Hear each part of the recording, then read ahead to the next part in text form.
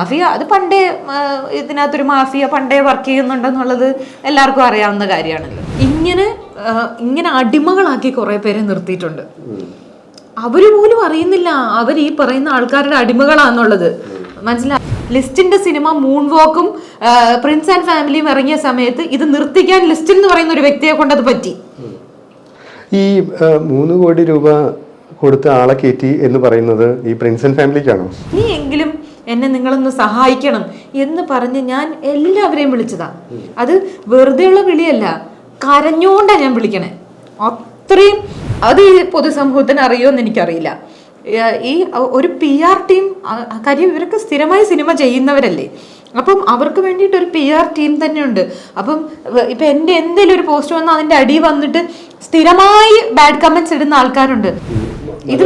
ഇതുവരെ ശരിയല്ലാത്തൊരു ചോദ്യം ചോദിച്ചില്ലല്ലോ.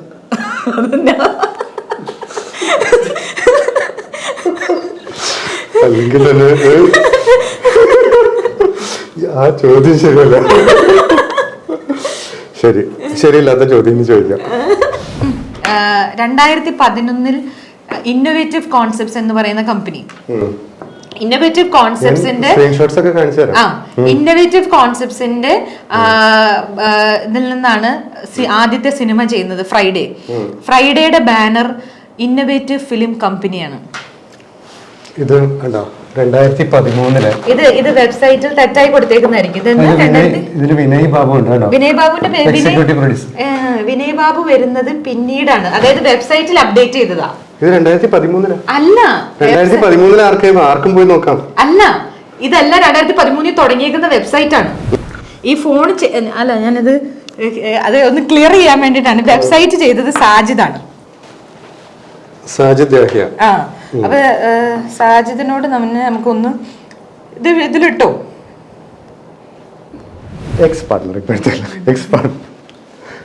ഒരു സ്ത്രീപീഡന കേസുകളിൽ ഇപ്പൊ കൺവിക്ഷനൊന്നുമില്ല, ഒക്കെ പ്രതിയാണ്. ഇയാളായിട്ടും സാൻഡ്രയായിട്ടും പ്രശ്നങ്ങളൊക്കെ ഉണ്ടായിട്ടുണ്ട്. ഇയാൾക്കൊരു പ്രശ്നം ഉണ്ടെന്ന് എന്നാണ് സാൻഡ്രയ്ക്ക് ആദ്യം മനസ്സിലായത്? ഈ പ്രശ്നം ഉണ്ടാവുന്ന സമയത്ത്. അതിനു മുമ്പ് ഞാൻ തിരിച്ചറിഞ്ഞിട്ടേ ഇല്ല. അത് എന്നെ സംബന്ധിച്ചിടത്തോളം എൻ്റെ ലൈഫിൽ ഏറ്റവും വലിയ ഷോക്കായിരുന്നു. സാൻഡ്ര ഒരു ബാലികേറ മലയുടെ മുന്നിൽ നിൽക്കുകയാണ്. മുമ്പൊരിക്കലും കേരളത്തിൻ്റെ ചരിത്രത്തിൽ സംഭവിച്ചിട്ടില്ലാത്ത പലതുമാണ് ഇപ്പോൾ സംഭവിക്കുന്നത്. മലയാള സിനിമയിൽ ജനാധിപത്യം കൊണ്ടുവരാൻ ഉള്ള ഒരു ശ്രമത്തിലാണോ?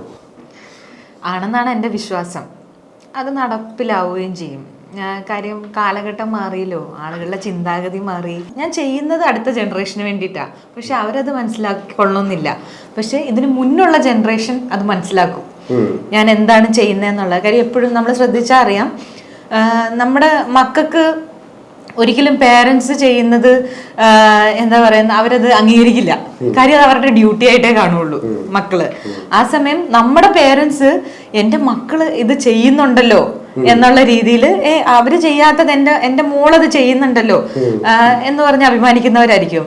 അപ്പം അവിടെ ഒരു മാർക്ക് ഞാൻ ചെയ്യുന്നത് എന്താന്ന് കുറച്ചു പേർക്കെങ്കിലും മനസ്സിലാവുന്നുണ്ട്. എൻ്റെ ജനറേഷനിലുള്ളവർക്കും അതിനു മുമ്പുള്ളവർക്കും ഒക്കെ അത് മനസ്സിലാവും. കഴിഞ്ഞ ദിവസം KR മീര മാമുമായിട്ട് ഞാൻ സംസാരിച്ച സമയത്ത് മാം എന്നോട് പറഞ്ഞൊരു കാര്യം, പല തരത്തിൽ ആളുകൾ നമ്മളെ തളർത്താനും ഒക്കെ നോക്കും. പക്ഷെ സാൻഡ്ര മറക്കരുതാത്തൊരു കാര്യമുണ്ട്. സാൻഡ്ര ഈ പറയുന്നതും ചെയ്യുന്നതും എല്ലാം അടുത്ത വരാൻ പോകുന്ന ജനറേഷൻസിന് വേണ്ടിയിട്ടാണ് എന്നുള്ള കാര്യം മറന്നു പോകരുതെന്ന് പറഞ്ഞു. ശരിയാണ്, അതിനുള്ളൊരു ഫൈറ്റാണ് എൻ്റെ. അപ്പോൾ അതിൽ ഞാൻ അന്തിമ വിജയത്തിലെത്തും, അല്ലെ എനിക്കൊരു പരിധിവരെയെങ്കിലും എത്തിക്കാൻ പറ്റും എന്നുള്ളൊരു വിശ്വാസം ഇപ്പോൾ ഉണ്ട്.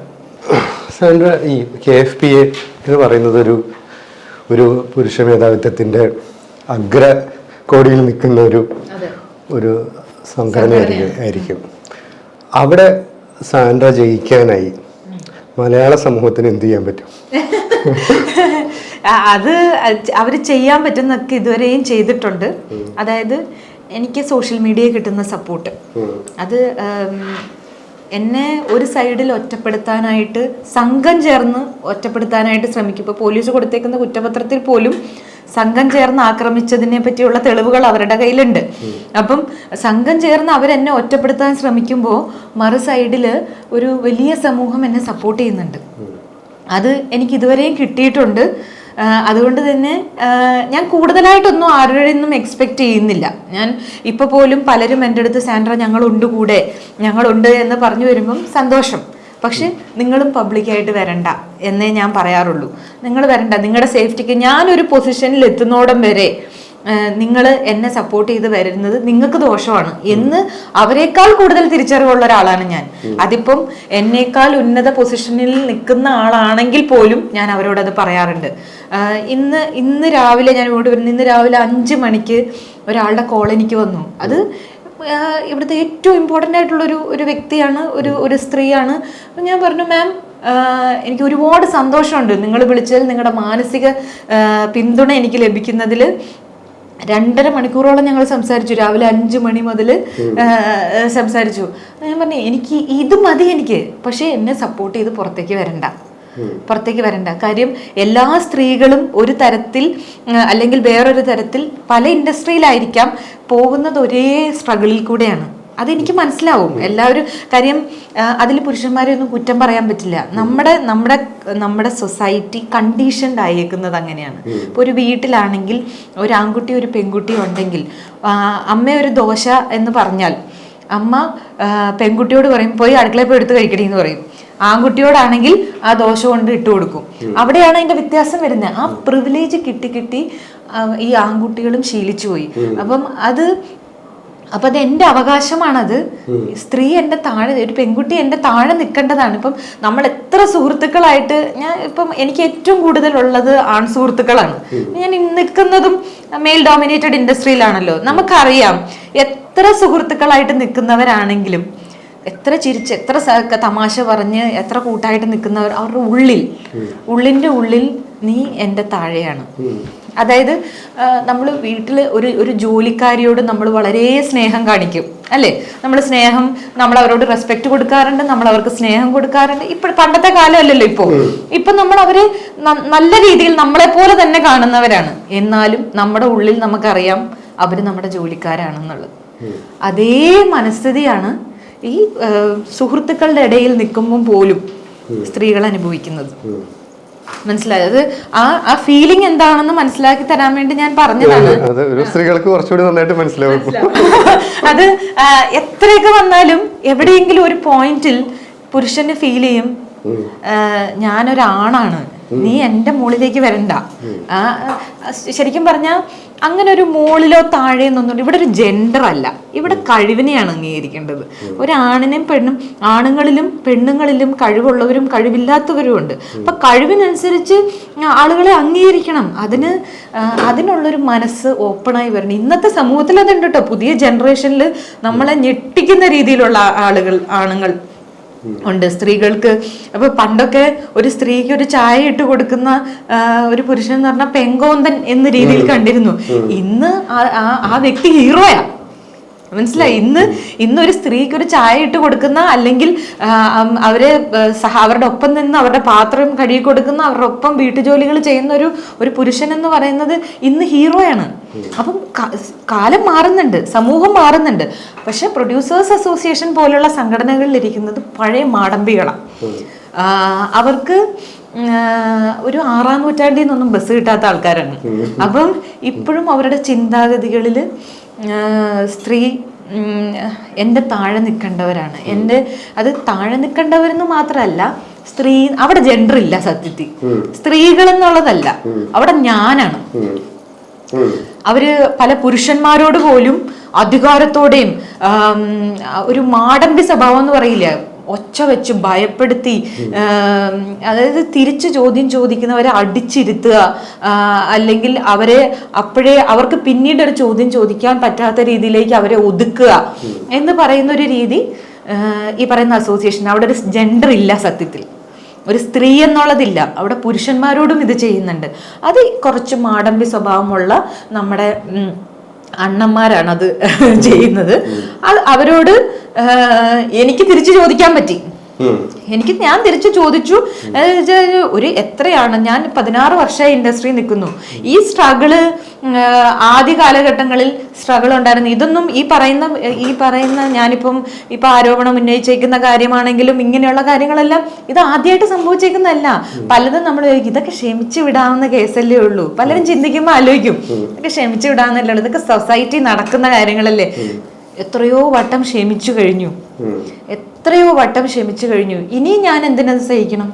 എന്നൊരു കാര്യം ചോദിക്കട്ടെ, ഇത് വളരെ സത്യം ആയിട്ടുള്ള കാര്യമാണ് സാൻഡ്ര പറയുന്നതെന്ന് എനിക്ക് മനസ്സിലായിട്ടുണ്ട്. പക്ഷെ പലപ്പോഴും നമ്മൾ സിനിമാ മേഖലയിലുള്ള ആളുകളോട് രാഷ്ട്രീയപരമായോ സമൂഹത്തിന് സിനിമയെ തുറന്നു കാണിക്കാനായി നമ്മൾ ശ്രമിക്കുമ്പോൾ അവരുടെ നിലനിൽപ്പിൻ്റെ ഭാഗമായി പലപ്പോഴും അവർ ഉത്തരങ്ങൾ പറയാൻ മടിക്കുന്നതായിട്ട് നമുക്ക് കാണാറുണ്ട്. നമ്മുടെ പ്രതീക്ഷ സാൻഡ്ര അതിൽ നിന്ന് വ്യത്യസ്തയായിരിക്കും എന്നതാണ്. മലയാള സിനിമയിലെ പവർ സ്ട്രക്ചേഴ്സ്, അധികാര ഘടന എങ്ങനെയാണ്?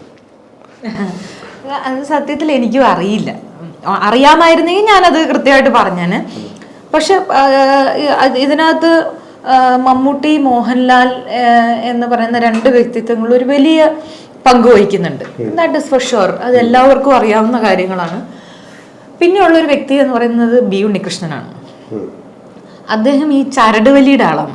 അപ്പം അതുകൊണ്ട് തന്നെ കുറച്ച് നാൾ ഈ സംഘടനാ പ്രവർത്തനങ്ങളൊക്കെ നടത്തിയിട്ടുള്ളത് കൊണ്ടും അങ്ങനെയുള്ള കാര്യങ്ങളിലൊക്കെ കുറച്ച് മറ്റുള്ളവരെക്കാൾ കുറച്ച് സംസാരശേഷി ഉള്ളത് കൊണ്ടും ഒക്കെ അദ്ദേഹം കുറച്ച് എല്ലാ സംഘടനകളിലും കയറിയിരുന്ന് മെഴുകുന്ന ഒരു പരിപാടി പുള്ളിക്കുണ്ട്.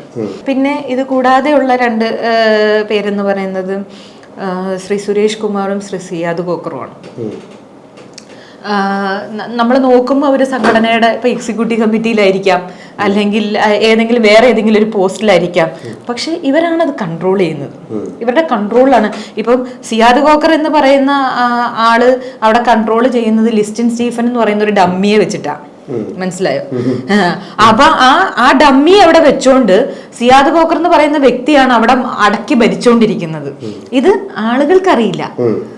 മനസ്സിലായോ? ആളുകൾ നോക്കുമ്പോൾ ഡിസ്ട്രിബ്യൂട്ടേഴ്സ് അസോസിയേഷന്റെ പ്രസിഡന്റ് ലിസ്റ്റിൻ സ്റ്റീഫൻ, പ്രൊഡ്യൂസേഴ്സ് അസോസിയേഷന്റെ ട്രഷറർ ലിസ്റ്റിൻ സ്റ്റീഫൻ, 100 തിയേറ്റർ, അതിന്റെ കൂടെ 3-4 സിനിമകൾ നടക്കുന്നു. മനുഷ്യനല്ലേ? എങ്ങനെ ഇത് പറ്റണേ? എങ്ങനെ ഇത് പറ്റുന്നത്? പറ്റില്ല. അപ്പൊ എന്താ, പുള്ളി അവിടെ ഡമ്മി ആക്കി വെച്ചുകൊണ്ട് സിയാദ് കോക്കറാണ് പ്രൊഡ്യൂസേഴ്സ് അസോസിയേഷനും ഡിസ്ട്രിബ്യൂട്ടേഴ്സ് അസോസിയേഷനും ഭരിക്കുന്നതെന്ന് പറഞ്ഞൂടാ, സകല അഴിമതികളും കാണിക്കുന്നു. അപ്പം ഇതിനെയൊക്കെ ചോദ്യം ചെയ്യുമ്പോൾ അവർക്ക് പൊള്ളും. മനസ്സിലായോ? അപ്പം അങ്ങനെയുള്ളവർ ഇവിടെ വേണ്ട എന്ന് അവർ തീരുമാനിക്കും. അങ്ങനെയാണെങ്കിൽ നിങ്ങളും അവിടെ വേണ്ട എന്ന് നമ്മളും തീരുമാനിക്കും. അത്രേ ഉള്ളൂ. ഈ മലയാള സിനിമയിൽ ഒരു 2000-ൽ അധികം സിനിമകൾ വന്നിട്ടുണ്ടാവും. ഈ KFPA പ്രൊഡ്യൂസേഴ്സ് അസോസിയേഷനിൽ വോട്ട് ചെയ്യാൻ കഴിയുന്നത് എത്ര പ്രൊഡ്യൂസർമാർക്കാണ്? 316 പേർക്ക്. അതെന്താ അങ്ങനെ? അതിന്റെ കാരണം ഈ 316 പേരിൽ തന്നെ ഒരാൾക്ക് തന്നെ 4 വോട്ട്, 5 വോട്ട്, 3 വോട്ട് ഇങ്ങനെയാണ്. അതായത് ആൻഡോ ജോസഫിന് 5 വോട്ട്. ഇങ്ങനെ അവിടെ അതെന്താന്ന് വെച്ചാൽ ഇവർക്ക് എതിർ ശബ്ദം പറയുന്ന എല്ലാവരെയും പുറത്താക്കും. അതായത് എന്നെ പുറത്താക്കിയില്ലേ, അതേപോലെ തന്നെ അതായത് നമ്മുടെ ബൈലോയിൽ പറയുന്നുണ്ട് എക്സിക്യൂട്ടീവ് ശരിക്കും ചാരിറ്റബിൾ ട്രസ്റ്റിന്റെ രൂപത്തിൽ രൂപീകരിക്കപ്പെട്ടിട്ടുള്ള ഒരു സംഘടനയാണ് പ്രൊഡ്യൂസേഴ്സ് അസോസിയേഷൻ. അപ്പോ എന്ത് തീരുമാനം എടുക്കണമെങ്കിലും ജനറൽ ബോഡിയാണ് തീരുമാനിക്കേണ്ടത്. പക്ഷേ ഇവര് ബൈലോയിൽ അമെൻമെന്റ് നടത്തി ഇത് എക്സിക്യൂട്ടീവ് കമ്മിറ്റിക്ക് ഇത് കൊടുത്തിരിക്കുകയാണ്. എന്ത് തീരുമാനവും എക്സിക്യൂട്ടീവ് കമ്മിറ്റി എടുക്കണം. അപ്പൊ ഇവരൊരു പാനലായിട്ട് നിന്ന് ജയിക്കുമ്പോൾ ഇവരൊരു പാനലായിട്ട് അവരുടെ ആൾക്കാരെ മാത്രം വെച്ച് ഇലക്ഷന് നിൽക്കുന്നു. അവരെ തന്നെ വേറെ ആരെയും നിൽക്കാൻ പോലും സമ്മതിക്കുന്നില്ല. പുതിയ ആൾക്കാരെ നോമിനേഷൻ കൊടുക്കാൻ വരുമ്പോൾ അവരെ നോമിനേഷൻ കൊടുക്കാൻ പോലും പിന്നെ നോമിനേഷൻ 5 വോട്ട് അത് ബൈലോയിലൊക്കെ അങ്ങനെ അതാണ് അതെല്ലാം അമെന്റ്മെന്റ് നടത്തിയേക്കാണ് ഇതിനകത്ത്. അതായത് ഞാൻ അതിനകത്ത് പ്രൊഡ്യൂസേഴ്സ് അസോസിയേഷനിൽ കയറിയാൽ ആദ്യം ചെയ്യാൻ പോകുന്നത് ഈ പ്രാകൃതമായ ബൈലോ എടുത്ത് ആദ്യം മാറ്റി ഒരു പുതിയ ബൈലോ, പുതിയ കാലഘട്ടത്തിനനുസരിച്ചുള്ള ഒരു ബൈലോ കൊണ്ടുവരിക എന്നുള്ളതാണ്. ഇത് എത്രയോ കാലം മുമ്പ് എഴുതി വെച്ചാൽ, പക്ഷെ അതിനകത്ത് വിഷണറീസ് ആയിട്ടുള്ള ആൾക്കാരുണ്ടായിരുന്നു കേട്ടോ, ഇല്ലാന്ന് പറയാൻ പറ്റില്ല. കാര്യം ഈ മലയാള സിനിമയെ പുറം ലോകത്ത് എത്തിക്കുക എന്നുള്ളൊരു ഉദ്ദേശം വളരെ വ്യക്തമായിട്ട് ബൈലോയിൽ പറയുന്നുണ്ട്. മറ്റ് കൺട്രീസിലേക്ക് എത്തിക്കുക, ഫിലിം ഫെസ്റ്റിവൽസ് നടത്തുക, ഇങ്ങനെയുള്ള പല കാര്യങ്ങളും അതിനെക്കുറിച്ച് പറയുന്നുണ്ട്. പക്ഷെ അതൊന്നും ഇവിടെ നടത്തിയിട്ടില്ല. എന്നാൽ പോലും അതിനകത്തുള്ള പല നിയമങ്ങളും, ഇപ്പം അതിൻ്റെ ഒരു ഓർഡർ നോക്കുവാണെങ്കിൽ, ഇപ്പം ഈ ബൈലോ എടുത്ത് നോക്കിക്കഴിഞ്ഞാൽ ഒരു ഇറ്റ്സ് എ മെസ് എന്ന് വേണം പറയാൻ.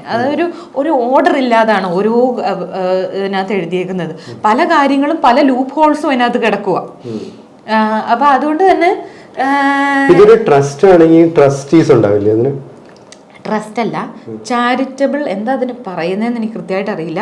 ട്രാവൻകൂർ ചാരിറ്റബിൾ എന്താ അസോസിയേഷൻ ട്രസ്റ്റ് കമ്പനി ഇങ്ങനെയൊക്കെ രജിസ്റ്റർ ചെയ്യാം.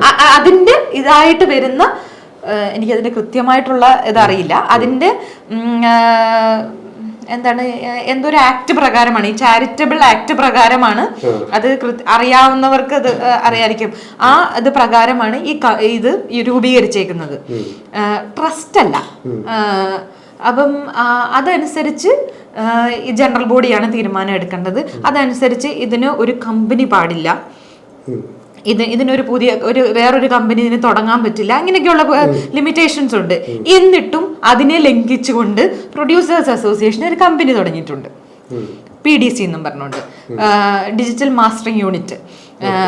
ഈ മാസ്റ്ററിംഗ് യൂണിറ്റ് ഞാനീ പറയുന്നത് സാധാരണ ആൾക്കാർക്ക് മനസ്സിലാവുമെന്ന് എനിക്ക് അറിയത്തില്ല. അതായത് UFO ക്യൂബ് പോലെ തന്നെ പ്രൊഡ്യൂസേഴ്സ് അസോസിയേഷനും ഒരു VPF സംവിധാനമുണ്ട്. ഇത് പ്രൊഡ്യൂസേഴ്സ് അസോസിയേഷൻ്റെ എന്ന് പറഞ്ഞ് വ്യാജേന കുറച്ച് പേര്, അസോസിയേഷൻ്റെ മെമ്പേഴ്സ് ആയിട്ടുള്ള കുറച്ച് പേര് ഡയറക്ടർ ബോർഡിലുണ്ടാക്കി അവരാണ് ഇത് അവരുടെ കമ്പനിയാക്കി വെച്ചിരിക്കുകയാണ്. ഇതൊരു സുപ്രഭാതത്തിൽ ഈ പറയുന്ന നമ്മുടെ ചേട്ടന്മാര്, സിയാദ് കോക്കർ, സുരേഷ് കുമാർ, സന്ദീപ് സേനൻ, അനിൽ തോമസ്, ഇങ്ങനെയുള്ള കുറച്ച് പേരാണ്. എത്ര കൃത്യമായിട്ട് എത്ര പേര്, 9 പേരാന്ന് തോന്നുന്നു, 7 9 പേരാണ് ആ കമ്പനിയുടെ ഷെയർ ഹോൾഡേഴ്സ്. ഇതൊരു സുപ്രഭാതത്തിൽ ഏതെങ്കിലും ഒരു കമ്പനി, ഇപ്പൊ UFO ക്യൂബ് പോലെ അവർക്കൊരു ത്രട്ടായി എന്ന് മനസ്സിലായി കഴിയുമ്പോൾ അവര് വന്ന് ഒരു 200 കോടി രൂപയ്ക്ക് ഇത് വാങ്ങിക്കാന്ന് വെക്കാം. ഈ പൈസ എങ്ങോട്ട് പോകും? ആരാണോ ഡയറക്ടേഴ്സ് അവർക്ക് പോകും. ഇവര് വന്നിട്ട് പറയാണ്, ഈ ഡയറക്ടേഴ്സ് വന്നിട്ട് പറയാണ്, നാളെ മുതൽ ഞാൻ അസോസിയേഷൻ മെമ്പർഷിപ്പിൽ വേണ്ട, എനിക്ക് ഞാൻ ഇതിൽ നിന്ന് പിന്മാറുവാണെന്ന് പറഞ്ഞു കഴിഞ്ഞാൽ അസോസിയേഷൻ ആരായി? ശശി. അത് ഈ പാവപ്പെട്ട മെമ്പേഴ്സ് അത് മനസ്സിലാക്കിയിട്ടില്ല. അങ്ങനെ ഒരുപാട് കള്ളത്തരങ്ങളാണ് അവിടെ നടക്കുന്നത്. അല്ല, അത് മാത്രമല്ല, ഒരു എന്താണ് പ്രൊഡ്യൂസേഴ്സ് അസോസിയേഷനിൽ അംഗമാവാൻ ഒരാളുടെ പ്രാഥമിക യോഗ്യത? ശരിക്കും ബൈലോ പ്രകാരം ഒരു സിനിമ ചെയ്താൽ മതി. ബൈലോ പ്രകാരം ഒരു സിനിമ ചെയ്യുന്ന ഇത് നമ്മളല്ലാതെ നോക്കിയാൽ പോലും ഒരു പടം ചെയ്ത് ആള് നിർമ്മാതാവാണല്ലോ. അങ്ങനെയാണെങ്കിൽ അയാൾ നിർമ്മാതാക്കളുടെ സംഘടനയുടെ ഭാഗമാകണം. പക്ഷെ ഇപ്പൊ അവര് വെച്ചേക്കുന്ന ലോ പ്രകാരം 2 പേര് വേണം. പക്ഷെ ഇത് ബൈലോയിലില്ല. ഇത് അവരുടെ എക്സിക്യൂട്ടീവ് കമ്മിറ്റി മാത്രം. കാര്യം അവരാണല്ലോ ഒരാൾക്ക് അഡ്മിഷൻ കൊടുക്കുന്നത്. അപ്പൊ 2 പടം കഴിഞ്ഞെങ്കിൽ മാത്രമേ അഡ്മിഷൻ കൊടുക്കുള്ളൂ. അങ്ങനെ വലിയ അന്യായമല്ലേ? അന്യായമാണ്. അന്യായങ്ങൾ അവിടെ ഒരുപാടാണ്. അതുപോലെ ചെറിയ സിനിമകൾ ചെയ്തവരെ അംഗീകരിക്കില്ല, വലിയ സിനിമകൾ ചെയ്തവരെ മാത്രമേ അംഗീകരിക്കുകയുള്ളൂ. ഇങ്ങനെയൊക്കെയുള്ള കാര്യങ്ങൾ അവിടെ ഉണ്ട്. ചെറിയ സിനിമകൾ ചെയ്തവർ കമ്മിറ്റിയിൽ നിൽക്കാൻ പാടില്ല. ഇനി ഒന്നിൽ കൂടുതൽ ആളുകൾ ഒരു സിനിമയിൽ പ്രൊഡ്യൂസർ ആണെങ്കിൽ അവർക്ക് മെമ്പർഷിപ്പ് കിട്ടുമോ? ഫേമിനാണ് മെമ്പർഷിപ്പ്. ഏതാണ് ഫേം, ആ ഫേമിനായിരിക്കും മെമ്പർഷിപ്പ്. അതേപോലെ തന്നെ ആ ഫേമിൽ ആരാണോ മാനേജിംഗ് പാർട്ട്ണർ അവർക്കായിരിക്കും വോട്ടിംഗ് റൈറ്റ്സ്. അതിൽ ഒരാളെ അവർക്ക് കമ്പനിക്ക് നോമിനേറ്റ് ചെയ്യാം, അങ്ങനെ ആ രീതി. അതെ, അങ്ങനെയാണ് അതിന്റെ രീതി. പക്ഷേ ഇത് 2016 610 പേരുണ്ടായിരുന്ന അസോസിയേഷനാണ്. 2025 ആയപ്പോഴേക്കും 316 പേരായി. അതെന്താണ് അതിന്റെ മാജിക്? പുറത്താക്കി.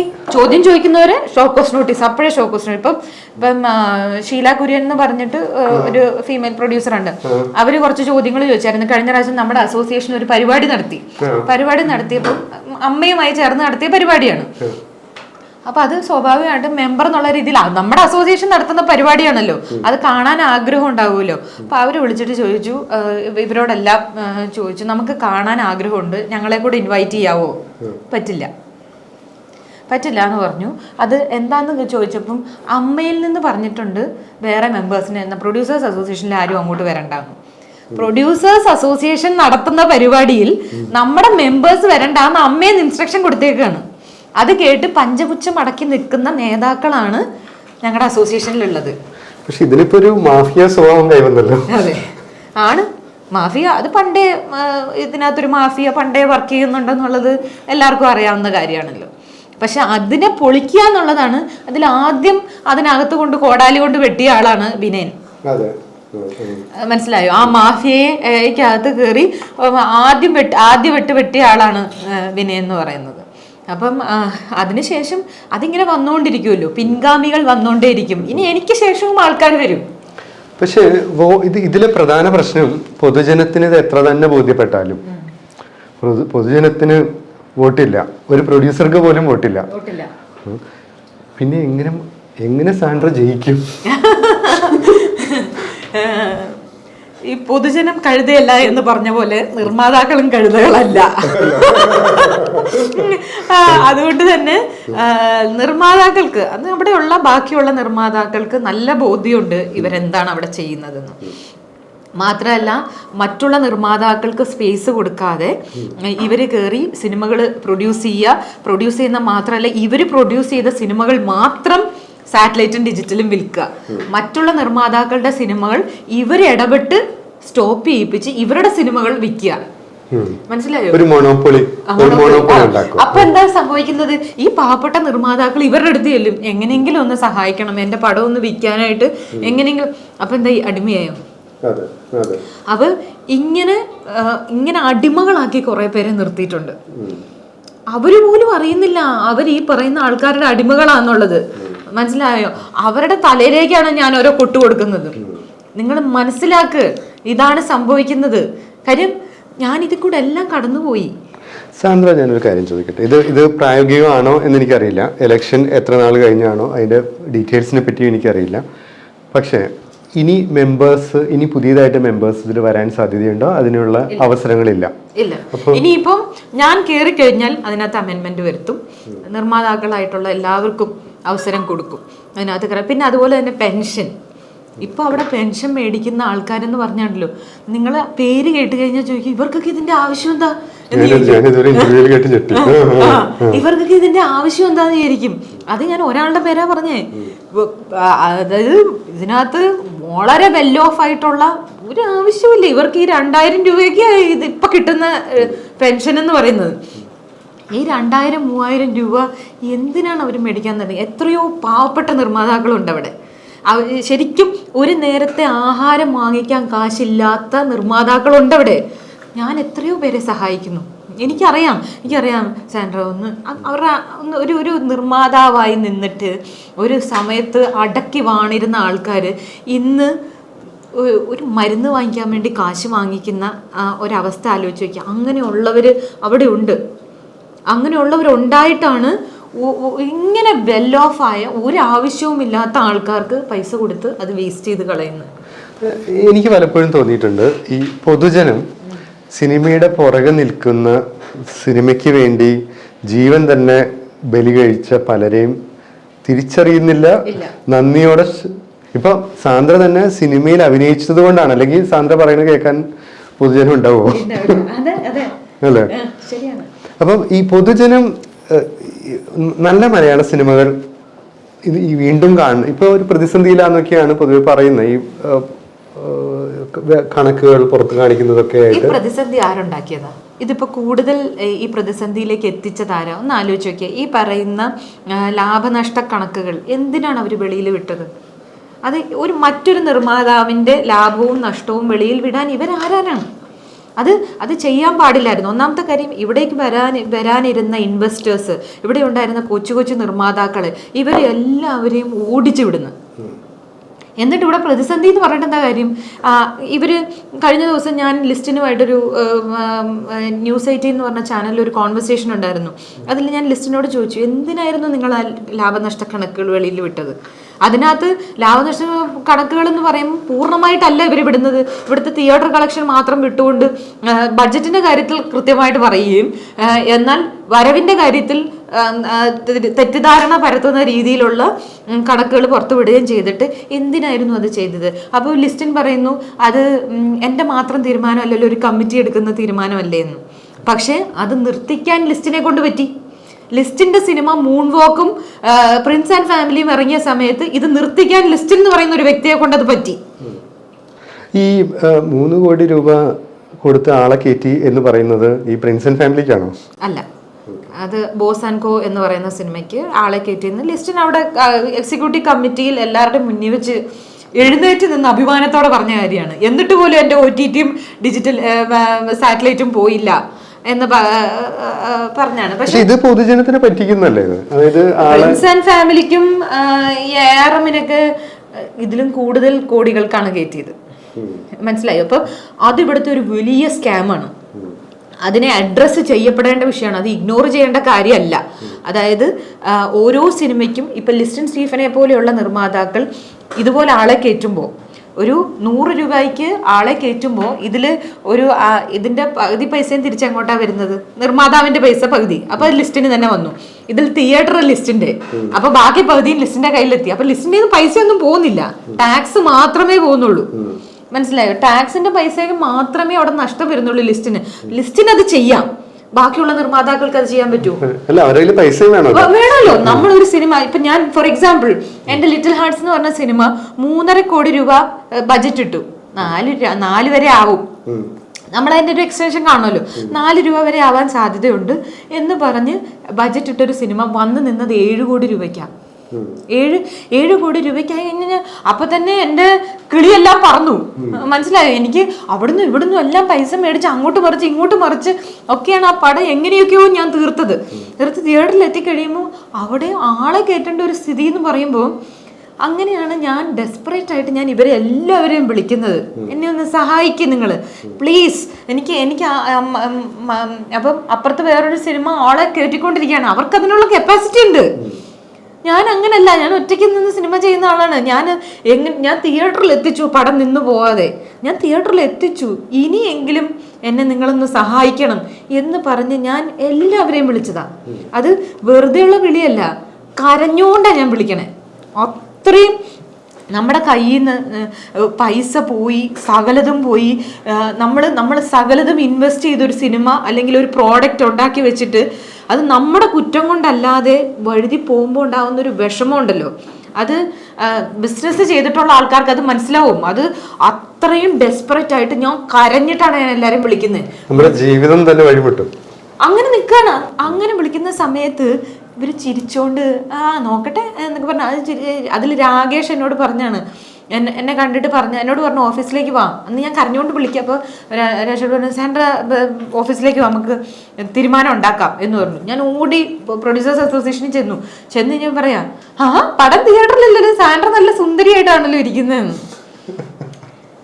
അനവസരത്തിൽ പറയുന്ന തമാശ അത് അല്ലാത്തൊരു സമയത്താണ് കേൾക്കാൻ സുഖമുണ്ട്. ഇത് തകർന്നിരിക്കുന്ന ഒരു തകർന്ന തരിപ്പണമായി എന്തെങ്കിലും ഒരു ഹെൽപ്പ് വേണമെന്നും പറഞ്ഞ് ഓടി ചെല്ലുന്ന എന്നോട് പറയുന്ന ഡയലോഗാണിത് അസോസിയേഷന്റെ സെക്രട്ടറി. അപ്പോൾ യാതൊരുവിധ എംപതി ഇല്ല. ഈയൊരു അവസ്ഥ പ്രൊഡ്യൂസേഴ്സ് അസോസിയേഷന്റെ മാത്രം സ്ഥിതിയാണ്. ഇപ്പോൾ അമ്മയുടെ ഇലക്ഷൻ നടക്കുന്നുണ്ട്, അമ്മയുടെ ഇലക്ഷൻ വരുവാണ്. അതിലും ഇതൊക്കെ തന്നെയാണോ നടക്കുന്നത്? അവിടെ എന്താ നടക്കുന്നത് എന്നുള്ളത് എനിക്ക് കൃത്യമായിട്ട് അറിയില്ല. അമ്മയിൽ മെമ്പറാണോ? അല്ല, അത് അന്ന് ഇന്നസെന്റ് ഞങ്ങൾ എന്നോട് ഒത്തിരി പറഞ്ഞത് അമ്മയിൽ മെമ്പറാവാൻ. പക്ഷെ ഞാൻ അന്ന് കുറച്ച് വിശ്വസിച്ചിരുന്നൊരു കാര്യം, ഞാൻ ഇവിടെ നിർമ്മാതാവായിട്ടാണ് വന്നത്, അതിന് ശേഷമാണ് ഞാൻ അഭിനയിച്ചതൊക്കെ. അപ്പം ഞാൻ നിർമ്മാതാവായി വന്നു, നിർമ്മാതാവായി തന്നെ നിൽക്കാനാണ് ഞാൻ ആഗ്രഹിക്കുന്നത്. അതുകൊണ്ട് നിർമ്മാതാക്കളുടെ സംഘടനയുടെ ഭാഗമാകുക എന്നാണ് ഞാൻ അന്നേ എൻ്റെ തീരുമാനം ഒന്നായിരുന്നു. അതിൽ ഞാൻ അതിനുശേഷവും പലപ്പോഴും ഇപ്പം ആഷിക്ക് അടുത്തൊരു സുഹൃത്താണ് എൻ്റെ. അപ്പോൾ ആഷിക്ക് എന്നോട് പറഞ്ഞു നമുക്ക് വേറൊരു അസോസിയേഷൻ ഉണ്ടാക്കാം എന്ന് പറഞ്ഞപ്പോഴും ഞാൻ ആഷിഖിനോട് പറഞ്ഞു, ഞാൻ ഇവിടെ തന്നെ നിന്ന് ഫൈറ്റ് ചെയ്യാനാണ് ഞാൻ ആഗ്രഹിക്കുന്നത്. ഇത് നമ്മുടെ സംഘടനയാണ്, എനിക്ക് ഇവിടെയാണ് നമ്മുടെ മെമ്പേഴ്സ് എല്ലാവരും ഇവിടെയാണ്, എനിക്ക് ഇവിടെ തന്നെ നിൽക്കാനാണ്. ഞാൻ വേറൊരു ബദൽ സംഘടന ഉണ്ടാക്കാനായിട്ടല്ല നോക്കുന്നത്, നമ്മുടെ അവകാശങ്ങൾക്ക് വേണ്ടിയിട്ടാണ് ഞാൻ സംസാരിക്കുന്നത്. മറ്റു നിർമ്മാതാക്കളും സഫർ ചെയ്യുന്നവർ അവരെ എല്ലാം ഇട്ടേച്ച് പോയി ഞാൻ എൻ്റെ ഒരു പേഴ്സണൽ ലാഭത്തിന് വേണ്ടി പോകുന്നതിനപ്പുറം ഇവിടെ സ്ട്രഗിൾ ചെയ്യുന്ന ഒരുപാട് പേരുണ്ട്. അവരെ ആരും പുറത്തേക്ക് ആരും കാണുന്നില്ല. ഈ പറയുന്ന മാടമ്പികളായിട്ടുള്ള കുറച്ച് പേരെ അവരാണ് ഇതിന്റെ ഫേസ് ആയിട്ട് നിൽക്കുന്നത്. അതല്ലാതെ കുറെ പാവപ്പെട്ട നിർമ്മാതാക്കളുണ്ട് ഫേസ് ഇല്ലാത്തവർ, അവർക്ക് വേണ്ടിയിട്ടാണ് ഞാൻ നിൽക്കുന്നത്. ഈ തവണ ജയിച്ചില്ലെങ്കിൽ എന്ത് ചെയ്യും? എന്ത്, ഞാൻ അടുത്ത പ്രാവശ്യം മത്സരിക്കും. പക്ഷേ ജയിച്ചാൽ അടുത്ത പ്രാവശ്യം മത്സരിക്കില്ല. കാര്യം ജയിച്ചാൽ ഈ ഒരു വട്ടേ ഞാൻ നിൽക്കുള്ളൂ. എനിക്ക് എന്ത് ചെയ്യാൻ പറ്റും എന്നുള്ളത് എല്ലാവരെയും അറിയിച്ചു കൊടുക്കണം എനിക്ക്. ബിക്കോസ് ആ അസോസിയേഷന് ഒരുപാട് കാര്യങ്ങൾ മലയാള സിനിമയ്ക്ക് വേണ്ടി കോൺട്രിബ്യൂട്ട് ചെയ്യാൻ പറ്റും. സിനിമയുടെ സ്പേസ് ഇച്ചിരൂടെ വൃത്തിയാക്കാൻ പറ്റും. ഒത്തിരി കാര്യങ്ങൾ ചെയ്യാൻ പറ്റും. അതൊന്നും ഇവിടെ നടക്കുന്നില്ല. അത് നടക്കണമെന്നുണ്ടെങ്കിൽ വിനയൻ അങ്കിളിനെയും എന്നെയും പോലുള്ള ആൾക്കാർ, അതായത് ഇതുപോലെ വിമത ശബ്ദങ്ങൾ, ആരെയും ഭയക്കാതെ മുഖത്ത് നോക്കി സംസാരിക്കാൻ പറ്റുന്ന ആൾക്കാർ വരണം. അത് എന്താണെന്ന് വെച്ചാൽ എനിക്കറിയാം അവിടെയുള്ള പല മുഖങ്ങളും അല്ലെങ്കിൽ നമ്മൾ ഭയങ്കര ആരാധനയോടെ കാണുന്ന പല വ്യക്തിത്വങ്ങളും വിധേയത്വത്തോടെ നിൽക്കുന്ന കണ്ടിട്ട് ഞാൻ അത്ഭുതപ്പെട്ടിട്ടുണ്ട്. ഇവർക്കൊക്കെ ഇതിന്റെ ആവശ്യമുണ്ടോ എന്ന് നമ്മൾ തോന്നുന്നു. അവര് അങ്ങനെയുള്ളവർ എന്തിനാണ് അവർക്ക് നമ്മൾ ആരാധന? ജനങ്ങൾക്ക് അറിയില്ലല്ലോ അവരിങ്ങനെയാണെന്ന്. അവർക്ക് പേഴ്സണാലിറ്റി ഇല്ലാത്തവരാണ് എന്ന് ജനങ്ങൾക്ക്, സാധാരണ ജനങ്ങൾക്ക് അറിയോ? അവർ കാണുന്നത് ഇവരുടെ ഇന്റർവ്യൂവിലെ പെർഫോമൻസും അവരുടെ സിനിമയിലെ പെർഫോമൻസും അല്ലെങ്കിൽ ഒരു വിഷയം വരുമ്പോൾ ശ്രദ്ധിച്ചാൽ അറിയാം എവിടെ മീഡിയ അറ്റൻഷൻ കിട്ടും അവിടെ ബി ഉണ്ണികൃഷ്ണൻ ഉണ്ടാവും. അങ്ങനെയൊക്കെയുള്ള ആൾക്കാരെയാണ് അവർ കണ്ടിട്ടുള്ളൂ. അതുകൊണ്ടാണ് ജനങ്ങൾക്കത് മനസ്സിലാവാതെ പോകുന്നത്. ഇപ്പോൾ പോലും ഇവർക്ക് വേണ്ടി വർക്ക് ചെയ്യുന്ന ഒരു വലിയ PR ടീമുണ്ട്. അത് ഈ പൊതുസമൂഹത്തിന് അറിയുമെന്ന് എനിക്കറിയില്ല. ഈ ഒരു PR ടീം, കാര്യം ഇവർക്ക് സ്ഥിരമായി സിനിമ ചെയ്യുന്നവരല്ലേ, അപ്പം അവർക്ക് വേണ്ടിയിട്ട് ഒരു PR ടീം തന്നെയുണ്ട്. അപ്പം ഇപ്പം എൻ്റെ എന്തെങ്കിലും ഒരു പോസ്റ്റ് വന്നാൽ അതിൻ്റെ അടി വന്നിട്ട് സ്ഥിരമായി ബാഡ് കമൻസ് ഇടുന്ന ആൾക്കാരുണ്ട്. എനിക്കറിയാം അവരെയൊക്കെ. ഞാൻ എല്ലാവരുടെ കമൻസും നോക്കാറുണ്ട്. അതെന്താണെന്ന് വെച്ചാൽ ക്രിറ്റിസിസം നമ്മൾ റൈറ്റായിട്ട് നമ്മൾ പറയുന്നത് ശരിയല്ലെങ്കിൽ നമുക്കത് ആക്സെപ്റ്റ് ചെയ്യാനോട് പറ്റണ്ടേ. നമ്മൾ ഓക്കെ സാൻഡ്ര എല്ലാം പറയുന്നത് ശരിയാ എന്ന് പറയുന്നത് മാത്രമല്ല എനിക്ക് കേൾക്കേണ്ടത്. ഞാൻ പറയുന്നതിൽ തെറ്റ് പറ്റും, എൻ്റെ അറിവും പരിമിതമാണ്. അപ്പം ഇതല്ല ഞാൻ എൻ്റെ കുഞ്ഞുങ്ങളെ വളർത്തുന്ന രീതിയിലാണെങ്കിലും എത്രയോ എൻ്റെ ഫോളോവേഴ്സിൽ ഒരുപാട് പേര് എന്നെ പല കാര്യങ്ങളിലും ക്രിട്ടിസൈസ് ചെയ്തിട്ടുണ്ട്. അവിടെ നിന്നാണ് ഞാൻ മനസ്സിലാക്കിയിരിക്കുന്നത്, ഓ ശരിയാണല്ലോ, അവർ പറയുന്നതിൽ കാര്യമുണ്ടല്ലോ എന്ന് എനിക്ക് മനസ്സിലായിട്ടുണ്ട്. അതുകൊണ്ട് തന്നെ ഒരാൾ എന്നെ വിമർശിച്ചാൽ ആ വിമർശനം ഓക്കെ നിങ്ങൾ പറഞ്ഞത് ശരിയാണ്, എനിക്കത് തെറ്റുപറ്റിപ്പോയി എന്ന് പറയാനായിട്ടുള്ള ബോധവും അത് ആക്സെപ്റ്റ് ചെയ്യുന്നതിൽ ഒരു ബുദ്ധിമുട്ടും എനിക്കില്ല. അങ്ങനെ ഒരു ഈഗോ ഉള്ള ആളല്ല ഞാൻ.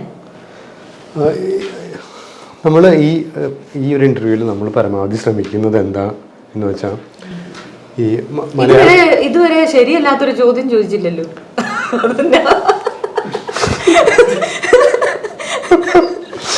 അല്ലെങ്കിൽ തന്നെ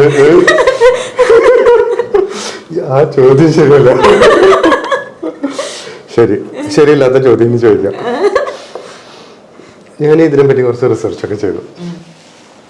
അപ്പം പൊതുവെ പ്രൊഡ്യൂസേഴ്സ് അസോസിയേഷനിലും ഉള്ള പലരും, അവരെയൊക്കെ നമ്മൾ വിളിച്ച് അന്വേഷിക്കുന്നതിൽ പല കാര്യങ്ങളും സാന്ദ്ര പറഞ്ഞ് കറക്റ്റാണെന്ന് തന്നെയാണ് എനിക്ക് മനസ്സിലായത്.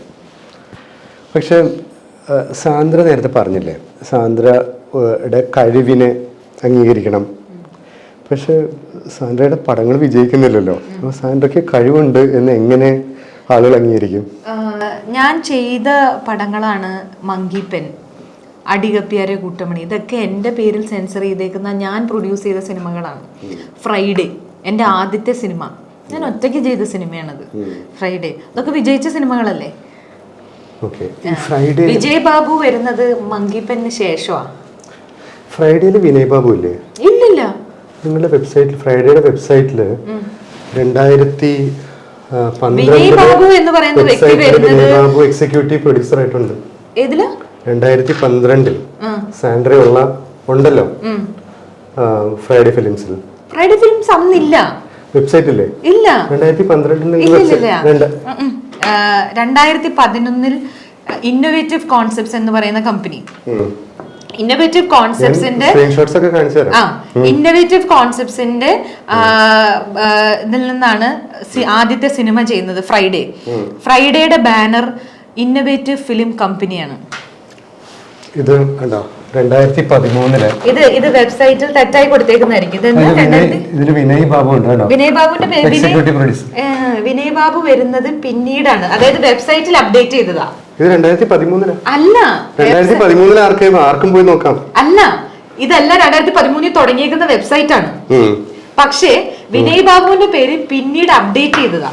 അതായത് വിനയ് ബാബു വരുന്നത് 2015 2015 വരുന്ന ആളുടെ എങ്ങനെ 2013 അപ്ഡേറ്റ്? ഇല്ലില്ല. വിനയ് ബാബു എന്ന് പറയുന്നത് വിജയുടെ അനിയനാ. വിജയുടെ അനിയൻ വരുന്നത് അടികപ്പ്യാരെ കൂട്ടമണിയുടെ സമയത്താണ്. അതുവരേക്കും വിനയ് കമ്പനിയിലില്ല. വിനയ് കമ്പനിയിലും ഇല്ല, എപ്പോഴും ഇല്ല, ഒരിക്കലും ഉണ്ടായിട്ടില്ല. ഇതിനകത്ത് ഇത് ഞാൻ വെബ്സൈറ്റ് ആർക്കൈവ്സ് എടുത്ത് കാണിച്ചു തരാം. ഇല്ലില്ല, വിനയെ ഞാൻ അതിനു മുമ്പ് കണ്ടിട്ട് പോലും ഇല്ല. 2010 ഇത് എങ്ങനെ വരും? അതായത് ഈ വെബ് ആർക്കൈവ്സ് എന്ന് പറഞ്ഞൊരു പരിപാടിയുണ്ട്. നമ്മൾ ഏത് വെബ്സൈറ്റിന്റെയും പഴയ ഇത് നമുക്ക് പൊതുവെ ആളുകൾക്ക് അറിയാൻ പാടില്ല. അത് അല്ല, ആദ്യം ഞാനത് ക്ലിയർ ചെയ്ത് തരാം. 2011 ഇന്നോവേറ്റീവ് കോൺസെപ്റ്റ്സ്. 2011 ഇന്നോവേറ്റീവ്, 2010 അവസാനം ഇന്നോവേറ്റീവ് കോൺസെപ്റ്റ്സ്. ഇന്നോവേറ്റീവ് കോൺസെപ്റ്റ്സിൽ നിന്നാണ് innovative film concepts. Innovative film concepts partnership കമ്പനിയാണ്. അതിനകത്ത് ഞാനും എൻ്റെ പപ്പയാണ്. അതാണ് ഫ്രൈഡേ എന്ന് പറയുന്ന സിനിമ ചെയ്തിരിക്കുന്നത്. 2012 ഫ്രൈഡേ എന്ന് പറയുന്ന സിനിമ ചെയ്തേക്കുന്നത് ഇന്നോവേറ്റീവ് ഫിലിം കമ്പനിയാണ്. ക്ലിയർ ആണോ? അതിനുശേഷം ഫ്രൈഡേക്ക് ശേഷമാണ് ഫ്രൈഡേ ഫിലിം ഹൗസ് തുടങ്ങുന്നത്. ഫ്രൈഡേ ഫിലിം ഹൗസ് തുടങ്ങുമ്പോഴും ഞാനും എൻ്റെ പപ്പയാണ് പാർട്ട്നേഴ്സ്. അതിലാണ് സക്രിയയുടെ ഗർഭിണികളും മങ്കിപ്പെന്നുമാണ് അതിൽ വരുന്ന 2 സിനിമകൾ. ഈ സക്രിയയുടെ ഗർഭിണികളും മങ്കിപ്പെൻ തീരാറാവുന്ന സമയത്താണ് വിജയ് ഇതിന്റെ പാർട്ട്ണർഷിപ്പിലേക്ക് വരുന്നത്. അതായത് എൻ്റെ പപ്പയുടെ പാർട്ട്ണർഷിപ്പ് വാങ്ങിച്ചുകൊണ്ട് വിജയ് ഇതിനകത്തേക്ക് വരുന്നത്. അതുവരേക്കും വിനയ് ബാബുവിനൊന്നും ഞാൻ കണ്ടിട്ടുമില്ല, ഒന്നുമില്ല. വിജയനെ കണ്ടിട്ടുണ്ടോ? പിന്നെ വിജയ് ആണല്ലോ എനിക്ക്, ഞാൻ ഇന്നോവേറ്റീവ് കോൺസെപ്റ്റ്സ് തുടങ്ങുമ്പോൾ അതിനുള്ള ഫസ്റ്റ് ഓപ്പർച്യൂണിറ്റി തരുന്നത് വിജയാണ് എനിക്ക്. അതായത് സൂര്യ ടിവിയിൽ നിന്നും സ്ലോട്ട് തരുന്നത് വിജയാണ് എനിക്ക്. അങ്ങനെ എനിക്ക് വിജയ പരിചയമുണ്ട്. പക്ഷെ വിനയൊക്കെ വരുന്നത് ഒരുപാട് ലേറ്റ് ആയിട്ടാ. ഈ വെബ്സൈറ്റിനകത്ത് വിനയുടെ പേര് വന്നേക്കുന്നു, പിന്നീട് അപ്ഡേറ്റ് ചെയ്തേക്കുന്നത്. 2013 അപ്ഡേറ്റ് വെബ്സൈറ്റ് ആണ് അത്. 2013 വിനയ് വന്നിട്ടില്ല. വെബ്സൈറ്റ് ആണ് അത്. അല്ല, ഈ ഇതില്ലേ അടികപ്പ്യാരെ കൂട്ടമണിയും അടികപ്പ്യാരെ കൂട്ടമണിയും മുദ്ദുകവും ചെയ്യുന്ന സമയത്താണ് വിനയ് ബാബു കമ്പനിയിലേക്ക് വരുന്നത്. ഞാനാണ് വിളിച്ചു വരുത്തിയത്. അതെനിക്ക് കൃത്യമായിട്ട് അറിയില്ല, അത് വർഷം ഏതാന്ന് എനിക്കറിയാം. എന്തായാലും പെരിച്ചാഴിക്ക് ശേഷമാണ്. ആടിലൊന്നും വിനയില്ല. ഇപ്പൊ ഈ സമയത്തൊക്കെ ആദ്യമൊക്കെ നമ്മുടെ കമ്പനിയിലെ എക്സിക്യൂട്ടീവ് പ്രൊഡ്യൂസർ എന്ന് പറയുന്നത് ശങ്കർദാസ് ആണ്. സിനിമയിൽ എടുത്ത് നോക്കിയാൽ അറിയാം, ശങ്കർദാസ് ആണ്. അതിന്റെ പിന്നെ വെബ്സൈറ്റിന്റെ കാര്യം, ആ ഫോൺ എടുത്തേ. ഈ ഫോൺ അല്ല, ഞാനത് അത് ഒന്ന് ക്ലിയർ ചെയ്യാൻ വേണ്ടിയിട്ടാണ്. വെബ്സൈറ്റ് ചെയ്തത് സാജിദാണ്. അപ്പൊ സാജിദിനോട് നമുക്കൊന്ന് ഇതിലിട്ടോ, സാജിദിനോട് തന്നെ ചോദിക്കാം.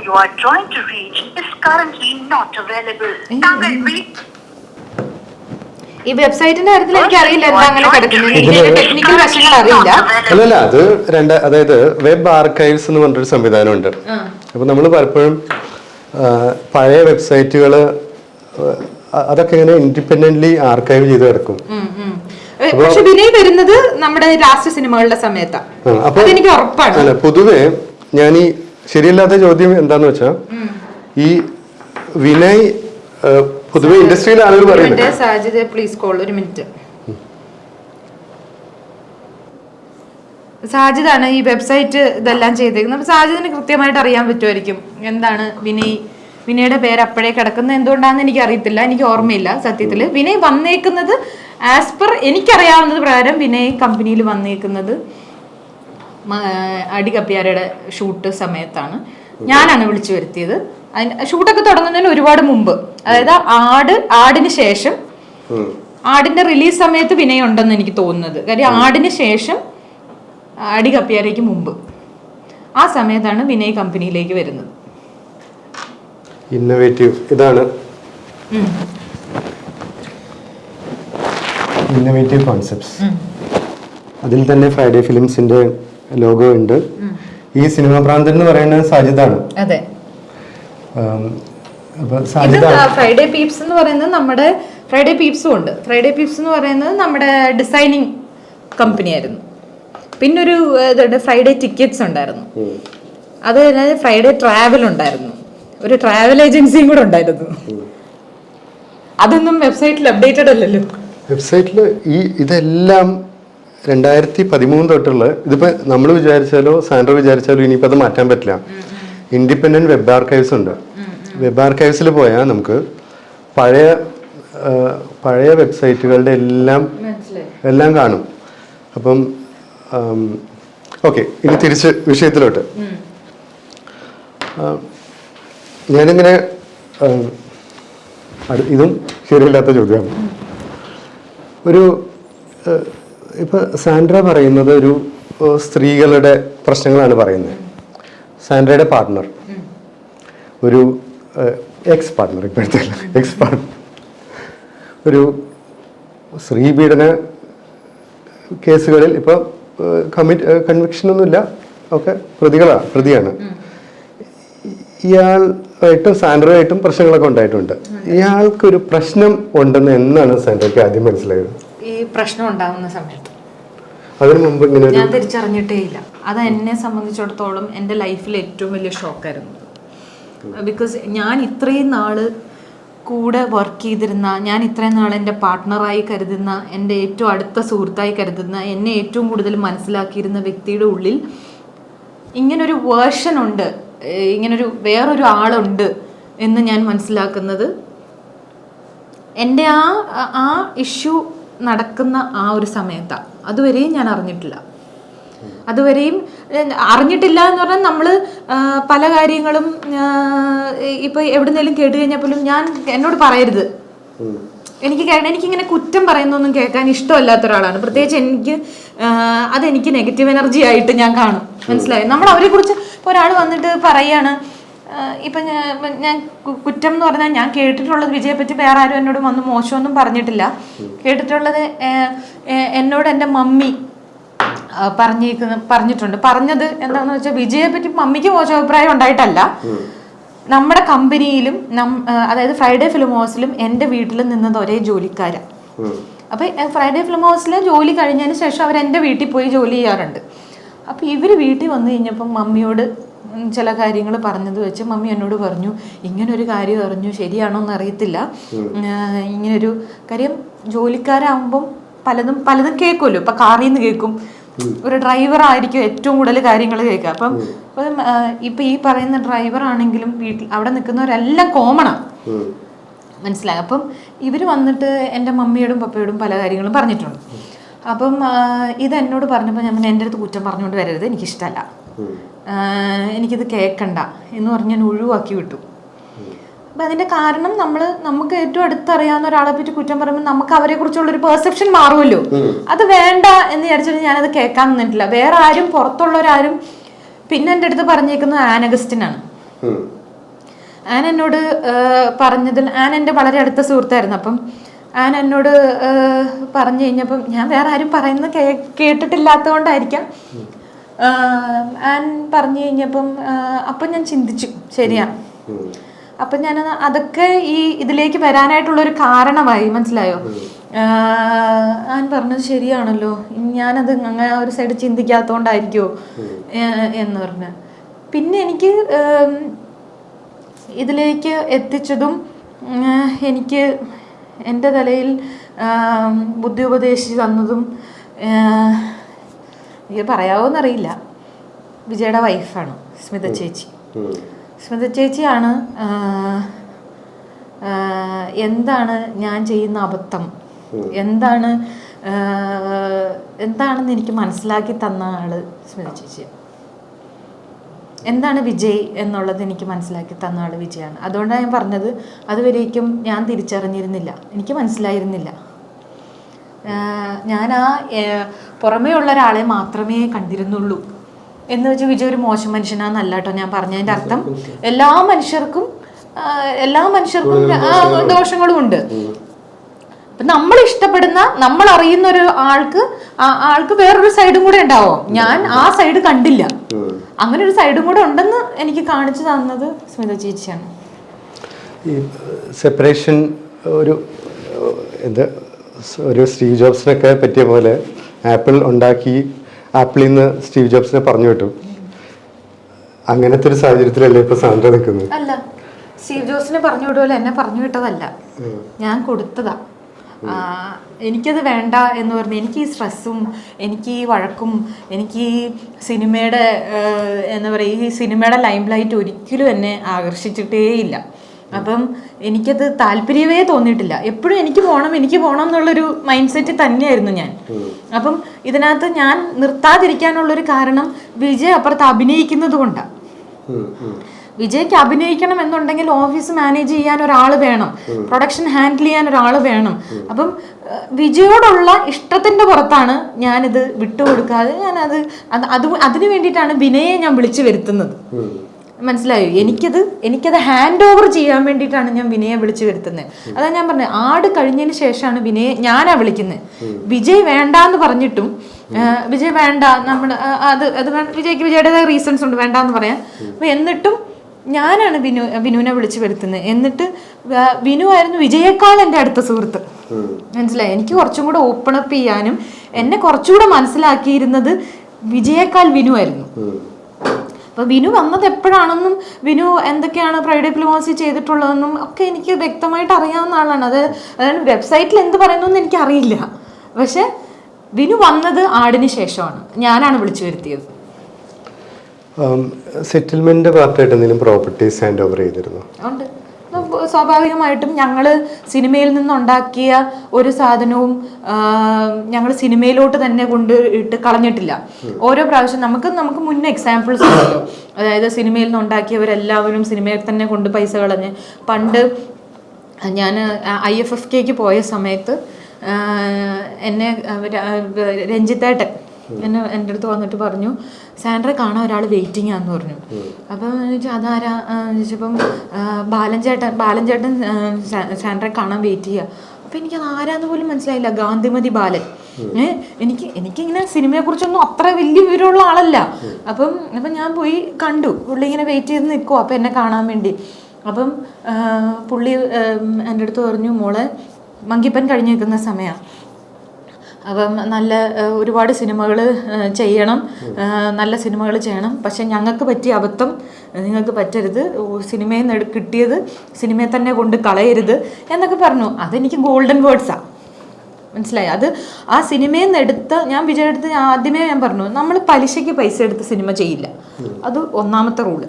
രണ്ടാമത്തെ കാര്യം, സിനിമയിൽ നിന്നുണ്ടാക്കുന്ന പൈസ സിനിമയെ തന്നെ കൊണ്ടിടരുത്.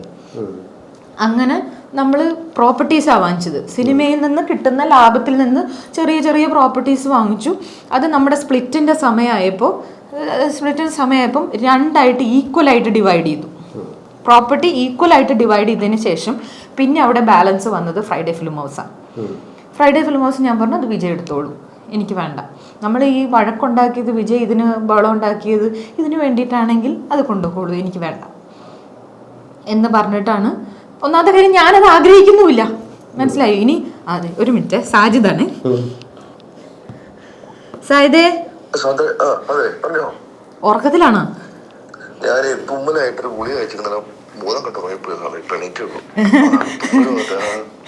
സാജിദേ, ഞാൻ വിളിച്ചതേ സാജിദ് സ്പീക്കറിലാണേ. ഞാനൊരു ഇന്റർവ്യൂല. അപ്പൊ ഞാൻ ഒരു കാര്യം ക്ലാരിഫൈ ചെയ്യാൻ വേണ്ടിട്ടാ വിളിച്ചേ. അതായത് നമ്മുടെ ഈ ഫ്രൈഡേ ഫിലിം ഹൗസിന്റെ വെബ്സൈറ്റില് സായുധല്ലേ വെബ്സൈറ്റ് ഉണ്ടാക്കുന്നത്? ജോസ് ആയിരുന്നില്ലേ?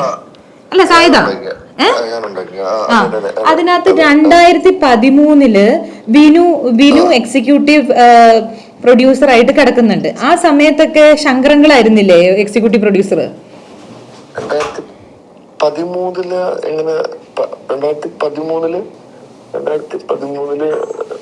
2013 നമ്മള് മങ്കിപ്പൻ ഒക്കെ ചെയ്യുന്ന സമയത്ത്.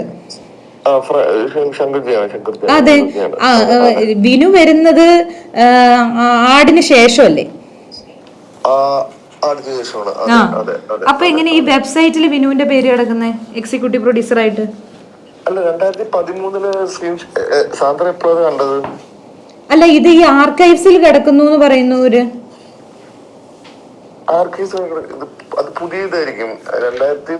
ആക്ച്വലി ആ സമയത്ത് നമ്മള് ഫോട്ടോ വെച്ചിട്ടുണ്ടായിരുന്നു എല്ലാവരുടെയും. അപ്പൊ ശങ്കർജിയുടെ ഫോട്ടോ വെച്ചിരുന്നത്. അതെ, ശങ്കരങ്ങളുടെ ഫോട്ടോ ആയിരുന്നു ഉണ്ടായിരുന്നത്. ആർക്കൈവ്സിലാണ് കിട്ടിട്ടില്ലല്ലോ. 2013 ശങ്കർജിയുടെ ആയിരിക്കും. ശങ്കർജിയുടെ എന്റെ ഒക്കെ ഫോട്ടോ ഉണ്ടായിരുന്നു. അതെ, ഇപ്പോഴും സായുധന്റെ പടം ഉണ്ട്. ശങ്കരങ്ങളുടെ പടം ഉണ്ടോ? ശങ്കരങ്ങളുടെ പടവും ഉണ്ട്. പിന്നെ പുതിയതായിട്ട് ആഡ് ചെയ്തേക്കുന്നതാന്ന് തോന്നുന്നു വിനയുടെ പേര്. അതിനകത്ത് വിനയുടെ ഫോട്ടോ ഇല്ല. സ്നേഹയുടെ പടമുണ്ട്, ദീപകിന്റെ ഉണ്ട്, സിജോയുടെ ഉണ്ട്. അതൊക്കെ ഞാൻ ചെയ്തതാണ്. വിനയ്ബായുടെ അപ്പൊ ഇല്ലായിരുന്നു. വിനയ്ബായുടെ ഇപ്പൊ ആഡ് ചെയ്താണ്. ആഫ്റ്റർ അത് ജോസ് ആയിരിക്കും ചെയ്തിരിക്കുന്നത്, നമ്മളായിരിക്കത്തില്ല. മനസ്സിലായല്ലേ? അതാണ് ഞാൻ എങ്ങനെ ആ സമയത്ത് വിനു ഒരു കാരണവശാലും നമ്മൾ ആരുമായിട്ട് ഒരു ബന്ധവുമില്ല. വിനു ആടിന് ശേഷമല്ലേ വരുന്നേ. അതെങ്ങനെയാ അങ്ങനെ വന്നേക്കുന്നതെന്ന് എനിക്കറിയില്ല. വെബ്സൈറ്റ് ചെയ്തേക്കുന്നത് സായുധാണ്, അതെനിക്കറിയാം. പക്ഷെ ആർക്കൈവ്സിൽ വരുമ്പോ അങ്ങനെ തെറ്റില്ല എന്നാണ് ഇവര് പറയുന്നത്. ആർക്കൈവ്സില് വീണ്ടും അപ്ഡേറ്റ് ചെയ്താണ് വെബ്സൈറ്റില്. ഇത് HTML വെബ്സൈറ്റ് അല്ലേ? ഇത് ഡൈനാമിക് വെബ്സൈറ്റ് അല്ലേന്നല്ലോ നമ്മുടേത്. മനസ്സിലായില്ലേ? അപ്പം അത് വീണ്ടും ഇതായിരിക്കും. മനസ്സിലായില്ല? എനിക്ക് തോന്നുന്നില്ല അതിപ്പം അത് അവർക്ക് എഡിറ്റ് ചെയ്യാൻ പറ്റും. മനസ്സിലായില്ലേ സാന്ദ്രയെ? മനസ്സിലായില്ലേ? അവർ എഡിറ്റ് ചെയ്തിരിക്കുന്നത്. ആ പേജ് റീ അപ്ലോഡ് ചെയ്തായിരിക്കും. മനസ്സിലായില്ലേ? ഇപ്പം ഓരോ പേജും ഇപ്പൊ നമ്മള് ഒരു ഫോൾഡറിനകത്ത്, ഇപ്പൊ നമ്മള് സെർവറിനകത്ത് ഒരു ഫോൾഡറിനകത്ത് ഒരു എല്ലാ പേജിന്റെയും PDF-ന്റെ HTML കൺവേർഷൻ ആയിട്ടുള്ള പേജസ് ആണ് ഈ അപ്ലോഡ് ചെയ്തിരിക്കുന്നത്. അത് ആർക്ക് വേണമെങ്കിലും അത് അതിന്റെ സെർവർ സൈഡ് ഹാൻഡിൽ ചെയ്യുന്ന ആർക്ക് വേണമെങ്കിലും ആ ഫോൾഡറിനകത്ത് ആ ഫയൽ മാത്രം വീണ്ടും അപ്ലോഡ് ചെയ്താൽ അത് അവിടെ പ്രൊജക്റ്റ് ആവും. മനസ്സിലായി? പോവും. മനസ്സിലായില്ലേ? അങ്ങനെ വരില്ല എന്നാണ് ഇവര് പറയുന്നത്. എനിക്ക് ഇതിനെ കുറിച്ച് അറിയില്ല. ഉറപ്പായിട്ടും വരും. ആരാ പറയുന്ന വരത്തില്ലെന്ന്? അത് വരും. ആണോ? എനിക്ക് അറിയത്തില്ല. ഞാനിത് എന്തായാലും എനിക്കിതിന്റെ ടെക്നിക്കൽ വശങ്ങൾ അറിയില്ല. പക്ഷേ അല്ല, കുഴപ്പമില്ല. ഇന്റർവ്യൂ ലൈവ് ആയി കഴിയുമ്പോൾ ടെക്നിക്കൽ വശങ്ങൾ അറിയുന്ന ആൾക്കാർ പറഞ്ഞോളൂ എന്താണെന്ന്. അല്ല, ഇവര് പറയുന്നത് അതല്ല, അതൊരു സ്റ്റാറ്റിക് സാധാരണ വെബ്സൈറ്റ് ആണ്. മനസ്സിലായില്ലേ? അതെന്ന് പറയുന്നത് ഇപ്പൊ നമ്മളിപ്പോ ചുമ്മാ ഒരു ഡിസൈൻസ് ചെയ്തിട്ട് ഫോൾഡർ ഉണ്ടാക്കി സെർവറിൽ ഹോൾഡ് ചെയ്തിട്ട് ഡൊമൈനിൽ റീകോൾ ചെയ്യുന്നതാണ് അങ്ങോട്ട്. അത് ഒരുവിധ ഡൈനാമിക് ആപ്ലിക്കേഷൻസ് ആ വെബ്സൈറ്റിൽ ഇല്ലായിരുന്നു. അന്ന് അതിന്റെ ആവശ്യമില്ലായിരുന്നു. ജസ്റ്റ് പ്രൊഫൈല് പോലും ഉണ്ടാക്കാനാണ് സാന്ദ്ര എന്ന് പറഞ്ഞത്. അപ്പം ജസ്റ്റ് പെട്ടെന്ന് നമ്മള് എന്ന് പറഞ്ഞാൽ നമ്മൾ സ്റ്റേറ്റ് അവാർഡ്സും എല്ലാം പെട്ടെന്ന് പോപ്പപ്പ് ആയപ്പം അതൊക്കെ ഫുള്ള് ലിസ്റ്റ് ഔട്ട് ചെയ്ത് എന്ന് പറയുന്ന മീറ്റിംഗ്സ് വേണ്ടിയ വെബ്സൈറ്റ് നമ്മൾ ഉണ്ടാക്കുന്നത്. അതിനുശേഷം അപ്പൊ അതിനകത്ത് ഉറപ്പായിട്ടില്ല വിനയ്ബായുടെ പേരിലായിരുന്നു ആക്ച്വലി. അതാണ് ഞാൻ ചോദിച്ചത്. എനിക്കറിയില്ല, ഇത് എന്തോ ടെക്നിക്കൽ സംഭവിച്ചിട്ടുണ്ട്. അല്ല, technical after that Jose take over ചെയ്തപ്പോ ജോസും കൊണ്ട് ചെയ്യിപ്പിച്ചായിരിക്കും അവിടുന്ന്. മനസ്സിലായില്ലേ? ഓക്കെ. ശരി സായിദ്. ഓക്കെ. ഇനി ജോസിനെ വിളിച്ച് ചോദിക്കണോ? ഇനി ജോസാണ് ചെയ്തേക്കുന്നത്. എനിക്ക് അതിന്റെ ടെക്നിക്കൽ വശങ്ങൾ അറിയില്ല. പക്ഷെ 2000 എനിക്ക് വർഷവും എനിക്കറിയില്ല. ആടിന് ശേഷമാണ് വിനു വന്നേക്കുന്നത്. ഇത്തവണ ഈ നോമിനേഷന് പോയപ്പോ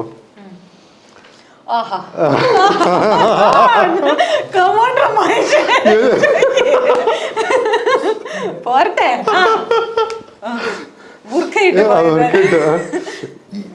പ്രതീക്ഷിച്ച പോലെയാണോ സമൂഹം പ്രതികരിച്ചത്? എൻ്റെ അറിവ് ശരിയാണെങ്കിൽ അമ്മയിലുള്ള പല സ്ത്രീകളും അവരുടെ ദുരനുഭവം പറഞ്ഞ് അവിടുത്തെ തന്നെ ഇപ്പം ഇലക്ഷന് മത്സരിക്കുന്ന ഒരു വ്യക്തി വീഡിയോ എടുത്തു വെച്ചിട്ടുണ്ട്. മനസ്സിലായോ? അവസാനം ഈ വീഡിയോ മുക്കപ്പെട്ടു. ഇതാണ് നടി ഉഷ പറഞ്ഞ കാര്യം. ആണിനും പെണ്ണിനും സുഹൃത്തുക്കളായിരിക്കാൻ പറ്റുമോ? ഇതിനേക്കാൾ കൂടുതൽ ക്രിറ്റിസിസം കേട്ടിട്ടുള്ളതാണ് ആടിന്റെ പേരിൽ. അതെ, ആടിന്റെ പേരിൽ എന്നെ പച്ചത്തെറി വിളിച്ചിട്ടുണ്ട് ഒരാള് വിളിച്ചിട്ട്. എന്ത് പടമാണ് നിങ്ങൾ എടുത്തു വെച്ചേക്കുന്നത്? ആ നമുക്ക് ഏറ്റവും ആവശ്യമുള്ള സമയത്ത് മാറി നിൽക്കുക ചെയ്തത് അത് തെറ്റാണ്. അതിനെ എനിക്ക് ഒരിക്കലും യോജിക്കാൻ പറ്റില്ല. അതൊരു മകളുള്ള ഒരാള്, ഒരു ഭാര്യയുള്ള ഒരാള്, ഇതൊക്കെ അവർക്കും സംഭവിക്കാം. നാളെ ഈ പറയുന്ന എന്നെ മമ്മൂക്ക വിളിച്ച് സംസാരിച്ചിട്ടുണ്ട് കേസ്. എന്താണ് വലിയ താരങ്ങളുടെ, അതായത് ഇൻഡസ്ട്രിയിൽ വലിയ താരങ്ങളുടെ പെൺകുട്ടികൾ, ഇപ്പോൾ ദുൽഖർ നോക്കിയാൽ ദുൽഖർ, പ്രണവ്, ഇപ്പോൾ സുരേഷ് ഗോപിയുടെ മക്കൾ, ജയറാമിൻ്റെ ആൺകുട്ടി, എവിടെ നോക്കിയാലും ഇപ്പോൾ സംവിധാനത്തിലാണെങ്കിലും എല്ലായിടത്തും ഇൻഡസ്ട്രിയിലുള്ള ആൺകുട്ടികൾക്ക് നിറച്ചുണ്ടാവും. പക്ഷെ പെൺകുട്ടികൾ കാണില്ല. എന്താ ഇതിൻ്റെ പിന്നിലെ രഹസ്യം?